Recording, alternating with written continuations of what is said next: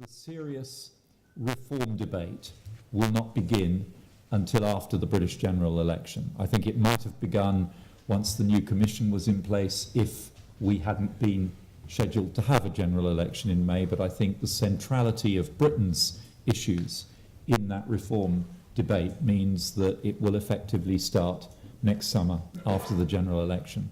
But what we can do in the 9 months between now and then is roll the pitch, prepare the ground, muster our resources, understand our positions, understand who is alongside us, who is well aligned with us, who we can do deals with, who we can't. Basically, setting out the ground and preparing ourselves for what will be a long and important period of reform negotiation ahead. Let me pick up on Sam's three questions. First of all, look, Chris has highlighted one of the big issues, which is not the substance of reform, but the methodology for achieving it. And of course, the problem, the issue with treaty change is not itself substantive. It's the recognition that in many countries, treaty change requires awkward and inconvenient referendums or parliamentary ratifications. And the problem with referendums, as many of my counterparts have already pointed out to me ahead of the Scottish referendum, is that you ask the question you want, but the voters answer the question that they want. And so if you're President Hollande, the prospect of writing down a question, do you agree that the proposed EU treaty changes, when the voters may answer the question, what do you think of President Hollande?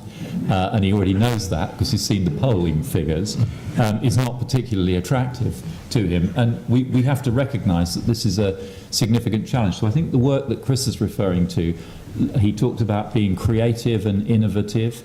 I think we are going to have to be very creative and innovative in finding the right balance between the need for something which is tangibly major change and is delivered in a way that is concrete and irreversible. It's no good going to the British people and saying we've got a political declaration about X or Y. That won't do it. It's going to have to be something which is clearly cemented into the architecture in a way that can't simply be changed or reversed 5 minutes later.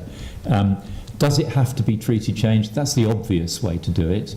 But I know that across Europe, constitutional lawyers, European experts, think tankers are all applying themselves to this problem. How are we going to get, across the range of different issues, change embodied in a way that minimises the ask of the nations who have to deliver referendums and parliamentary ratifications?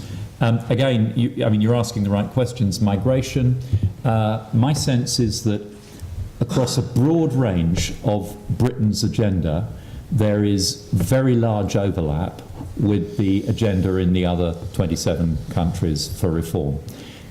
The area of migration and how we deal with large migratory flows is an area where there will be much more tension, much more difficulty to resolve, because there are some other countries that have distinctly different views of the problem. It isn't going to be enough just to look at benefit abuse, although benefit abuse is a significant part of it. We're going to have to look at how we accommodate future new member states with the implementation of free movement for any future new member states and how we restrict that. We're going to have to look at how we deal with destabilizing flows. I think that's the concept to work with. Gradual movements of relatively small numbers of people is not what's causing the angst.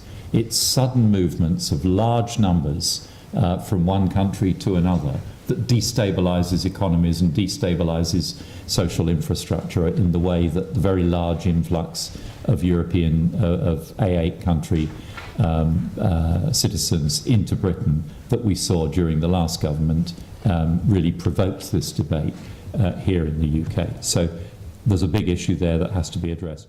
And as Philip has just very clearly highlighted, we aren't the only ones who didn't enjoy our European elections, who haven't perhaps got very engaged results. You know, we've got very anti-European members of Parliament who've been elected. Well, so too have the rest of the European Union. So that issue of democratic accountability and where is it going from here isn't just felt in Britain, it's felt right across the European Union.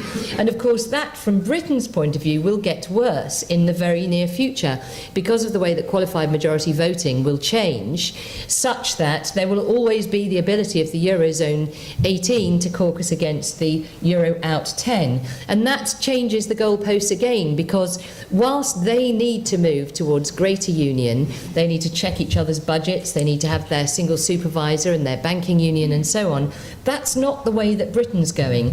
And yet they will always be able to outvote us should they choose to do so. So actually the status quo simply isn't an option. It's not an option for Britain, and it's not an option for the rest of the EU too. And if you don't believe that, you only have to look at youth unemployment in some parts of southern Europe. Over 50%, that's outrageous. You know, with my own kids, the very prospect of them facing that type of bleak outlook for their employment in the future would be absolutely unacceptable. So there's no doubt that we're not alone in the UK. We might be leading the charge for reform, we might be coming up with some of the useful thinking on it, but we're certainly not alone. And I think the other thing that makes me very positive about the prospects for reform are David Cameron himself, quite frankly. I think the arrival of Jonathan Hill as the Financial Services Commission is not sort of chance. It wasn't the throw of a dice. It wasn't some kind of random Juncker, let's be nice to David Cameron sort of thing. It was actually very well considered and very well negotiated. And actually what it's done is it's put us into a very good position. As Philip says, this is our key industry. Financial services is not just a key industry for the UK, it's a key industry for Europe. There's enormous potential. I'm delighted to have this portfolio in government. What we're looking at is making ourselves the centre for offshore renminbi trading. We want to have a big free trade agreement with China and the European Union. The emerging markets are going to be taking the world by storm over the next decades. We want to be a part of that. So to have that portfolio for our Commissioner is absolutely key, not just to British interests, but for European growth.